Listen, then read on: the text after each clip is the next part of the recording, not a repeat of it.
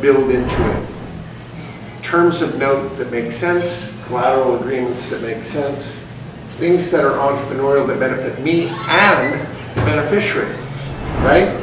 Creating flexibilities in this, right? This guy doesn't necessarily want to get a call 6 months after I buy this building and say, hey, I'm cashing you out. He doesn't want that, right? He wants to never pay capital gains. So the way I can ensure that is to make sure that I have flexibility to move the collateral around and keep his money in play for a long period of time, right? But what if I'm giving you lots of scenarios. What if I decided, once I close this building, to take the building and get a surveyor, attorney, bylaws, mylars, offering statement, put a little package together and convert this to 6 condominium units, right? Because now I have 6 separate legal descriptions, right? Remember the student that's building 40 units on Queen Anne right now? We had a discussion last week because as this thing is coming out of the ground and the framing's done now and we're really progressing, I said, okay, so I'm their coach, right? So I said, okay, so about this stage, we're gonna need to get a hold of a surveyor, right? Start lining them up because as soon as the sheetrock goes on the walls, we're gonna want a surveyor out here. And they're like, surveyor? What are you surveying? I said, we're surveying every square inch of this building as a part of what we need to do to turn this building into condominiums. And they said, well, I'm not going to sell this building. Why would I do that? I said, oh my gosh, young student. I said, let me ask you this. Would you rather have 40 first position lien slots or 1 first position lien slot? You're building a 40-unit building. Would you rather have 40 legal descriptions, all with a first position lien slot, or 1 building with 1 legal description with 1 first position lien slot? 40. I said, that's a no-brainer. Because when I have 40 first position lien slots, the world of money comes in increments that are so simple to go collect a couple $100,000 per investor. Great, give them a first position on 8 condominium units, 60% loan to value, positive cash flow. How easy is that to place? Would it be more difficult to collect $200,000 from 40 people and put somebody in 39th lien position on a building? Who the hell would do that? I said, you've got to think finance. There's reasons we do this that have nothing to do with whether you're selling it or keeping it. It's all about creating the ability to create garages for money. Remember, that's our job. Create a garage for money. When you've got a garage for money, money's wandering the streets like a red-headed stepchild looking for mom. I'm not getting you, right? Okay, so let's just say we slice this thing up into 6 units.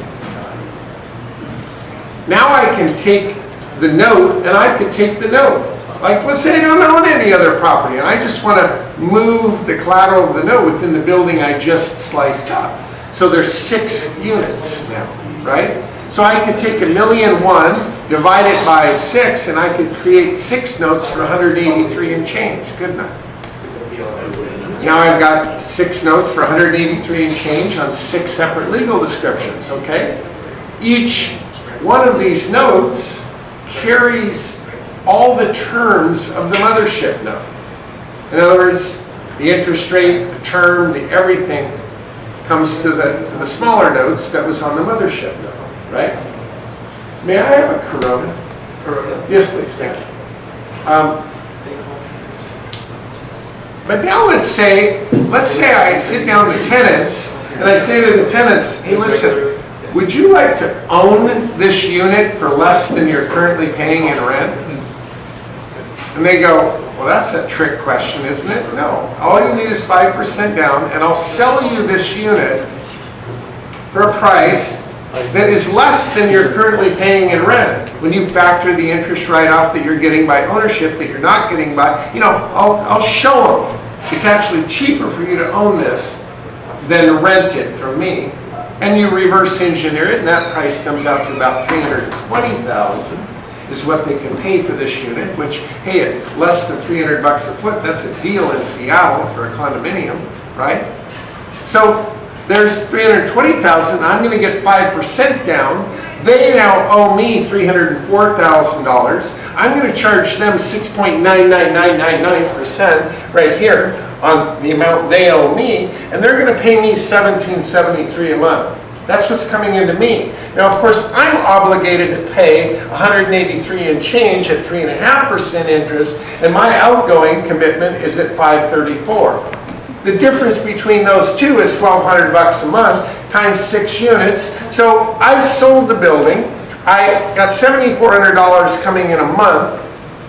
I've got $89,000 a year of income stream and $750,000 of equity spread in those two numbers on one building.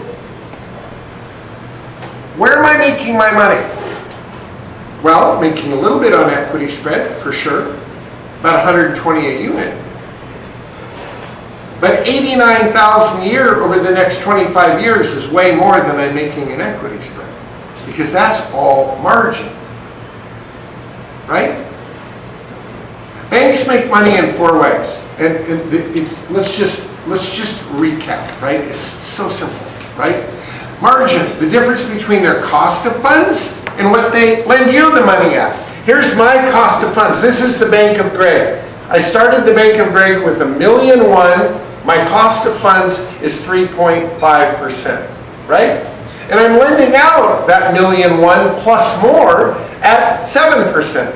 That's a 3.5% margin on the first $183,000. You see how it's not a 3.5% margin on the entire funds, because look at the difference. Here's 183 and here's 320. So I get a 3.5% margin on the first 183 of this, and everything over 183, I get a 7% margin. Do you follow that?